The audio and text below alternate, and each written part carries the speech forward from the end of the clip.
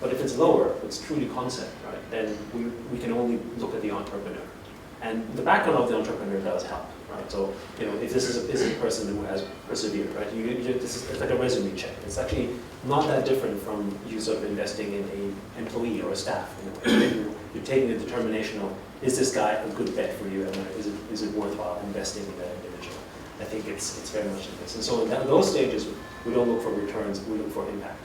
Right? So impact doesn't necessarily mean that you can make revenues, it just means, is this something that's big enough that could potentially have an impact? It may not, right? But that, as a result, means that you do have to spread yourself relatively thin, right? Because you could have 100 impactful ideas, of which less than 10 will actually succeed. And that's what's happening a lot in the Valley, or with the emergence of things like AngelList, for instance, where everyone's literally putting out $5,000 or $10,000 checks, basically, times 100, right? So that's changed as well. Just picking up on the point you just made that angel investing has the amount of money that's now coming out of angels has grown. We've now been doing this program. We've been doing this since 2008. And we've seen things change a lot in the last 7-8 years, haven't we, Andrew? Just give us some comments on how you've seen it change over the last 7-8 years.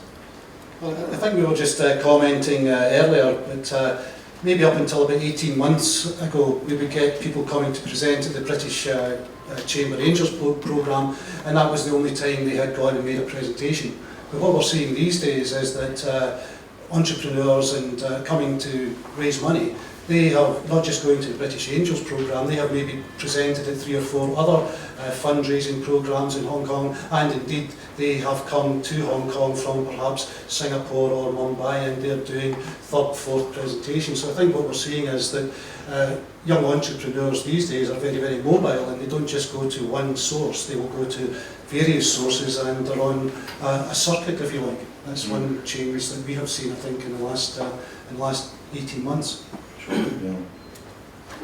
Yeah, I would definitely agree with your comment that entrepreneurs have sort of become pickier with regards to the investors they choose, and I think that's very important. It goes in both directions.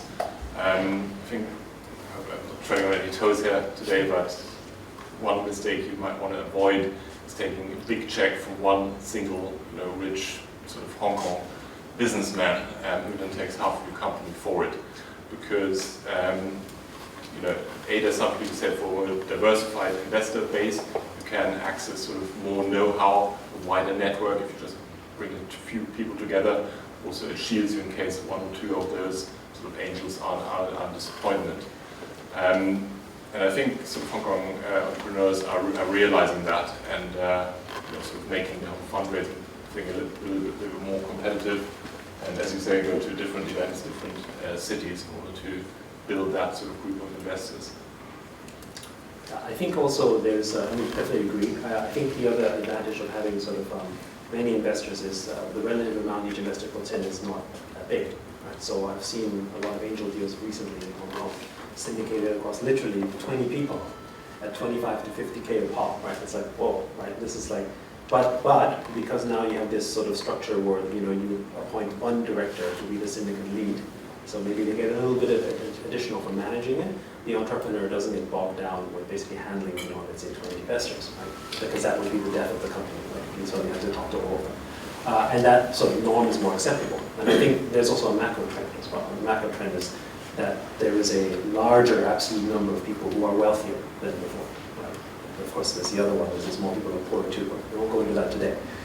So as a result, that means a lot of people are very comfortable spending $50,000 to $100,000. It's become disposable income, right, for that. So the absolute number, well, not just in Hong Kong, in the Valley. US dollars, right? In US dollars, right? Yeah. The number of people that you can now find who are arguably frivolously, if you will, spending $50,000 to $100,000 on just anything, right?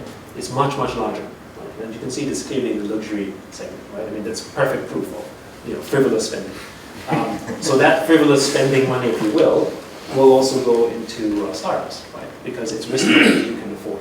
That didn't exist 20 years ago, right? The people who could put that kind of check, the middle class, if you will, at that time, that's a large amount of money. Right? That's not that much. That's not for the call it the slightly enlarged upper percentile. That's no problem at all. And it's become more broad as a result. Yeah. I mean, just on that point about not accepting one check from one person, I mean, how do angel deals happen? I mean, you guys have been involved in a lot of angel deals. Give us some little background on how it happens, and maybe use an example or two. Maybe the one from the British Chamber. Could be one from the British Chamber. I think what's worth differentiating is sort of friends and family from angels, and the difference is, if you basically have an idea, a PowerPoint presentation, and yourself, maybe even a co-founder, it's very hard for an angel investor who doesn't know you to sort of gauge the chances of success. So if you are sort of at that stage, I think you really need to go to friends and family, people who've known you for a while, people who believe in you, and are willing to back you. And once you get to the angel stage, which I would say is where you sort of talk to angels who do that a lot and have been around the block a little, as opposed to sort of doing frivolous 50, 100K checks. There is a ramp-up period, so for the same reason. So you would do that at a stage where you maybe already have a product, maybe already have some customers or LOIs, depending on the business. But still, normally, or personally, I wouldn't sort of meet someone on Wednesday and invest in a company on Thursday. So there's normally sort of a bit of a time frame to build up those relationships, to build trust, and to also sort of get sort of the angel to understand what is he doing, what you're about. And my advice would be, once you meet these type of angels, don't give up. Sort of, don't push too hard, I would say, but just keep them appraised with regular updates of how it's going, sort of the latest sort of milestones that you hit, winning a big new customer or something like that, and give them 2 or 3 months at least to get to know you. And that's a good way to build an angel, to find an angel, I would say. And then there are a lot of events. There's the Bridgesham event, which obviously is very capably run by Iain and Neil Holland. But there's the Hong Kong business. So I've basically done 2 deals which came through those networks. One was a company called OK.com, virtual real estate agency. And I met them here at Bridgesham. Another one is a gaming company called Frenzu, which I met at the Hong Kong Business Angel Network. So there are a number of those ways to find angels, which you should basically pursue in order to. I mean, that's quite an interesting example. So OK.com actually came and pitched us, and they didn't get through to the final. So that's one of the messages I want to give. That if you don't get through the first round, don't give up. Come back. Listen to the feedback. Come back. I mean, it's exactly what they did. They listened. They came back. I think the first time they came, we didn't understand what they were talking about, right? Okay. I mean, I sort of not only not invest, I also recommended not putting them forward for the actual breakfast the first time, and then the second time around we put them forward, with bells on, and we invested. And the reason is they didn't have their message clear. So that's maybe another sort of piece of advice. Don't come with fully slide PowerPoints with massive information on it. You need to really sort of the attention span of people who vet the business plans, etc. We have a lot of business plans to vet, so be kind. Yeah, exactly. So you really need to sort of clarify the message. What is the essence of what you're about? Problem to solve. I think Iain's going to touch on a few other points that are important to get across. And get that message clear. And that's what OK.com didn't get right the first time around. We got it right the second time around. So took that advice, came back, and they did very well on the funding side and also on the business side. How about yourself, Yet? Do you invest in ideas, or do you prefer to see a little bit more development? I think again we look at the entrepreneur. But of course, if it's someone we don't know at all, then as Philipp mentioned, there is a little bit of a dating period, right? We get to know each other, they give us a prior situation, and how responsibly they come back, even if we say no, right, or not interested, is an indicator as to how much perseverance they have and how willing they are to try. Right? So that's all. It's all part of assessing character, if you will.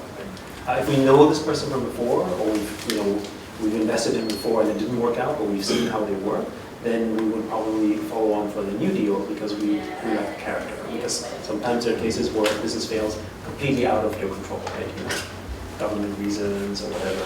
But if the entrepreneur has proven that he's doing everything that right by him and the investors, and it's taken care of, then it's worthwhile. Right? It's almost like betting on the right horse, if you will. The other thing, I think which is interesting to talk about, sort of how deals happen. I've noticed, especially in the last 12 months, deals have become very cluttered. And so it's almost like, well, if you're in, then I'm in. Right? This was not like that before. Like before, angels would spend a lot more time in due diligence, and they still do, but because now the check sizes, frankly, have changed. Right? So those same people who used to put out $1 or $2 million check sizes are now also having to compete in the $100,000, $200,000 check sizes, because the entire round is only $500,000. Right?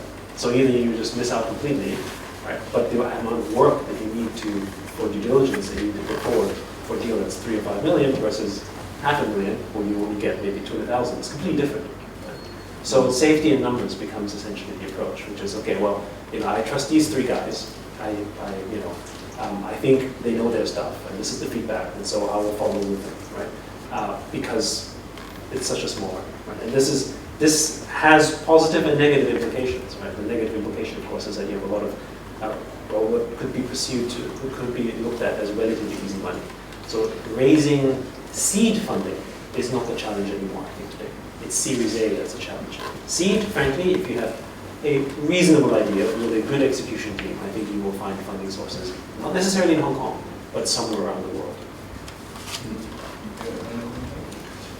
It's just a follow-up question to what Yatsu was saying there.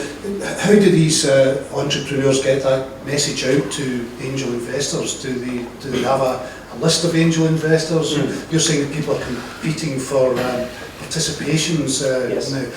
How are those participations, how are the entrepreneurs become aware of those people who are willing to participate? Okay, so usually what happens, there are 2 ways. One, they know which investors they want to go to, right? And they've done their homework and are approaching essentially, the main investors in the space. Who there's a little bit of, and they also know how to leverage a little bit of that fear of missing out aspect. Right? So if there's 2 guys who are sort of, well respected in the industry, and they're putting in, no matter what amount of money in it, then immediately the other guys will go, hold on, wait. You put the money in there? Well, what is he saying that I'm not saying? Let me look again, right? And there is a little bit of, there's definitely, actually not a little bit, it's a lot of that, right? In terms of people saying, I don't want to miss out on the next step, right? And because the check size is small, it's okay to play, right? If you have to suddenly put in $1 million, that's different. But if you put in 50,000, that's all right? And that network helps. So we're using angels. If you have like 6 well-known angels, if you will, who have, let's say, relative international standing, it does help you with follow-on seed funding as well. So it's not necessarily, a Series A, but now call it the next level of, I would say hobby investors, but people who are willing to invest, but don't get good access to good deals, and that's the whole premise of AngelList. Right? So AngelList basically has a super angels who everyone thinks they get good deals. So if one of those guys are in, then they can raise $500,000 on the back of it because everyone's basically saying, oh, he's in, right? So from an entrepreneur standpoint, if you're able to find that right angel, right, and you can nab that person, then you can get money from other angels, basically follow up. Now, but those guys are not going to take any deal, of course, right? I mean, they know they have leverage, so they might get additional upside. You might make them advisors, you might put them on the board, so they get a little bit of extra equity. But they're not going to take just any deal because they trade on their reputation. So you still have to be a decent company.